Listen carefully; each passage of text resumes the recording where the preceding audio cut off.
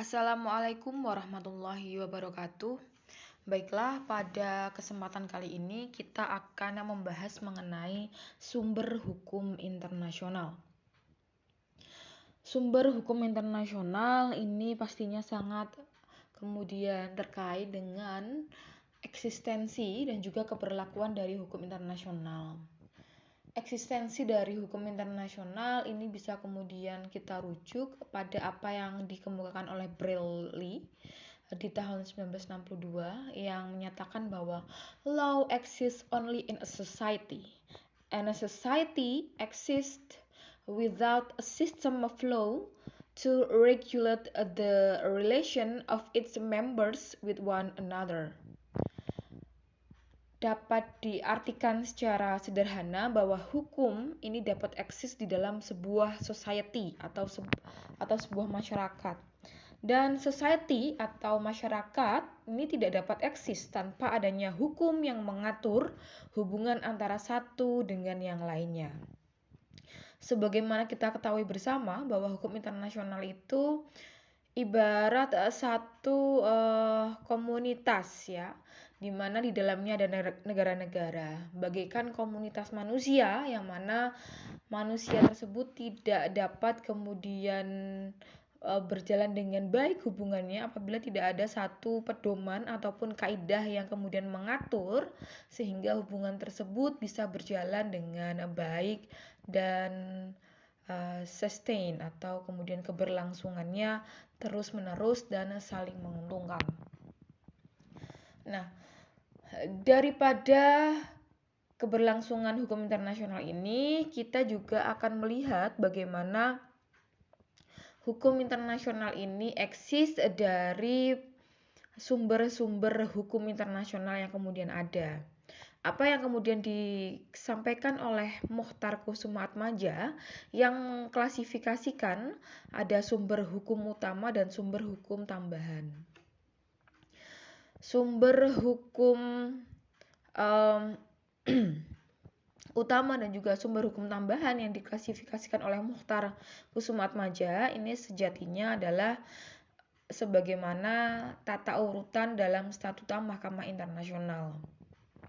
Sumber hukum utama ataupun primer ada 3, yakni perjanjian internasional, kemudian hukum kebiasaan internasional, dan prinsip-prinsip hukum umum. Kemudian sumber hukum tambahan atau subsidiar dari hukum internasional adalah yang pertama putusan hakim, dan yang kedua adalah ajaran para sarjana yang terkemuka. Nah, jika kita mempelajari terkait dengan sumber hukum, seringkali kita akan dihadapkan pada satu teori mengenai hierarki dari sumber hukum. Namun, apabila kita merujuk di dalam Statuta Mahkamah Internasional, pasal 38 ayat 1 menyatakan bahwa Statuta Mahkamah Internasional tidak memberikan tata urutan dari masing-masing sumber hukum tersebut. Nah, masing-masing sumber hukum tersebut bisa berdiri sendiri atau saling melengkapi. Artinya memiliki kedudukan yang sederajat ya, kecuali sumber hukum subsidiar. Dan Statuta Mahkamah Internasional ini hanya kemudian membedakan antara sumber hukum primer dan sumber hukum subsidiar. Lalu apa hubungan antara sumber hukum primer dan sumber hukum subsidiar? Bahwa sumber hukum primer dapat berdiri sendiri tanpa kehadiran sumber hukum subsidiar. Namun sumber hukum subsidiar melengkapi sumber hukum primer sehingga tidak dapat berdiri sendiri tanpa kehadiran sumber hukum primer. Lalu akan kita bahas satu persatu terkait dengan sumber hukum internasional. Yang pertama adalah perjanjian internasional. Perjanjian internasional ini menempati kedudukan yang penting di dalam hukum internasional, di mana pada tahun 1945 telah dihasilkan lebih dari 33.000 perjanjian yang kemudian didaftarkan di PBB, baik yang bersifat bilateral maupun multilateral. Lalu apa yang kemudian dimaksud dengan perjanjian internasional? apabila kita merujuk kepada Konvensi Vienna, bahwa di dalam pasal 2 ayat 1 menyatakan a treaty as an international agreement concluded between states written for men governed by international law, whether embodied in a single instrument or two or more related instruments, and whatever its particular destination. Yang kemudian bisa kita maknai secara sederhana bahwa perjanjian di mana dimaksud sebagai perjanjian internasional yang dibuat antara negara-negara dalam bentuk tertulis dan diatur oleh hukum internasional, baik yang tertuang dalam satu atau dua instrumen atau lebih instrumen terkait dengan apapun peruntukannya, baik umum maupun khusus. Nah, kemudian apabila kita merujuk pada aturan yang ada dalam Indonesia, yakni Undang-Undang Nomor 24 Tahun 2000 tentang Perjanjian Internasional, yakni pasal 1 menyatakan bahwa perjanjian internasional adalah perjanjian dalam bentuk dan nama tertentu yang diatur dalam hukum internasional yang dibuat secara tertulis serta menimbulkan hak dan kewajiban di bidang hukum publik. Itu adalah sebagaimana apa yang kemudian dimaksud sebagai perjanjian internasional. Tadi perjanjian internasional, kemudian kita lanjut ke sumber hukum yang selanjutnya, yakni hukum kebiasaan internasional. Hukum kebiasaan internasional merupakan basis dari hukum perjanjian internasional.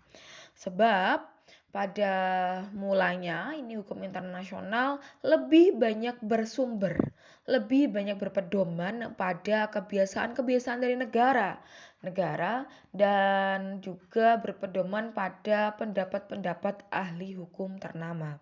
Namun kini keadaan tersebut telah berubah dengan seiringnya bertambah banyaknya perjanjian-perjanjian internasional.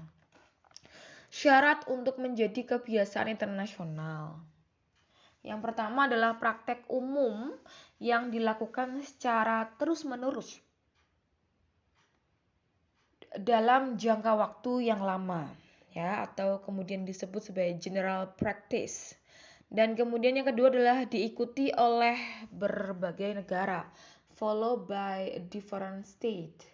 Kemudian yang ketiga adalah telah memperoleh pengesahan ataupun kekuatan hukum, accepted as law, ya. Kemudian yang keempat adalah terunifikasi dan juga self-consistent. Contohnya adalah hubungan diplomatik dan konsuler, ya, di mana hubungan diplomatik dan konsuler ini sudah lama dipraktekkan oleh negara-negara di dunia dan kemudian dibuat sebagai satu pedoman hukum di dalam menjalankan hubungan di dalam hukum internasional. Dan kemudian juga ada tindakan-tindakan yang dilakukan oleh negara dalam konferensi internasional. Ini pun yang kemudian juga dijadikan sebagai patokan dan juga sumber bagi negara-negara untuk kemudian berlaku, ya. Meskipun saat ini kebiasaan-kebiasaan tersebut telah kemudian semakin dikesampingkan daripada perjanjian internasional, sebab perjanjian internasional itu kemudian banyak sekali sekarang ini dibuat, ya, dimana kemudian perjanjian internasional ini yang dalam arti lebih dipertimbangkan, ya, oleh subjek-subjek hukum internasional. Kemudian yang ketiga yaitu prinsip hukum umum. Nah, prinsip hukum umum ini merupakan sumber hukum yang berasal dari kaidah-kaidah umum yang berlaku dan diakui oleh bangsa-bangsa yang beradab. Nah, kedudukannya adalah sebagai sumber hukum tambahan, ya, yang mana mengisi kekosongan hukum jika kaidah-kaidah hukum tidak terdapat dalam hukum kebiasaan internasional maupun tidak terdapat dalam traktat atau keputusan pengadilan, ya. Nah, beberapa prinsip hukum umum yang kemudian berlaku dalam hukum internasional adalah prinsip subrogasi, yaitu setiap pelanggaran atas suatu perjanjian menerbitkan kewajiban untuk penggantian kerugian. Kemudian prinsip pacta sunt servanda, ya, bagaimana para pihak yang ikut serta dalam perjanjian harus mematuhi isi dan juga kesepakatan dalam perjanjian tersebut. Kemudian prinsip yang ketiga adalah prinsip kedaulatan negara, di mana negara-negara berdiri secara sejajar dan mereka memiliki kedaulatannya masing-masing. Kemudian ada juga prinsip penyelesaian sengketa secara damai, ya. Pada hakikatnya bahwa sengketa-sengketa yang kemudian timbul itu harus diselesaikan secara damai, ya. Dan apabila kemudian damai itu tidak bisa ditempuh, maka bisa kemudian ditempuh jalan-jalan yang lain, ya, ataupun penyelesaian dengan metode-metode yang lainnya. Namun pada prinsipnya adalah prinsip damai lah yang kemudian harus ditekankan dan juga dikedepankan oleh negara-negara dalam menyelesaikan sengketa-sengketanya. Kemudian prinsip trusteeship atau prinsip kepercayaan. Bagaimana dalam menjalin sebuah hubungan internasional antara negara-negara di dunia ini harus saling menjalin rasa kepercayaan dan juga menjaga kepercayaan antara satu negara dengan negara yang lainnya.